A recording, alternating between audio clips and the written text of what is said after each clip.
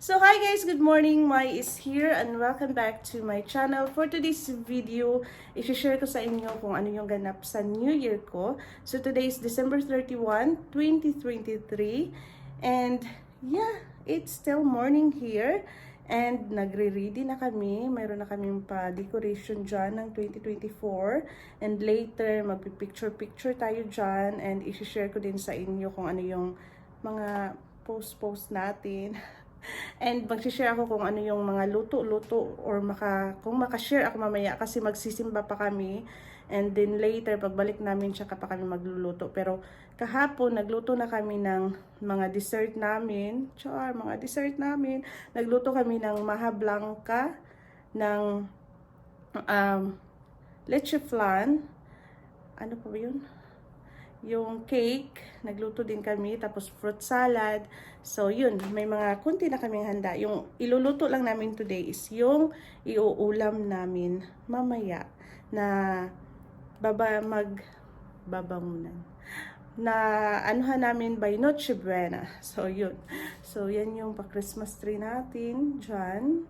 And, yeah. Pero dito sa Canada, hindi siya medyo white Christmas kasi wala yung snow this year. So, parang iba yung feeling, iba yung aura sa labas kasi walang mapuputing nakikita compare last year na super ganda-ganda ng snow. But this year, wala siyang snow. Walang pa snow dito si Santa Claus. But yeah, anyway, yun nga, mag-ready muna ako kasi magsisimba kami. And then, later, i-share ko sa inyo kung ano yung mga ganap na mga pangyayari sa aking day-to-day sa last day ng taon. So, yeah. Anyway, see you later!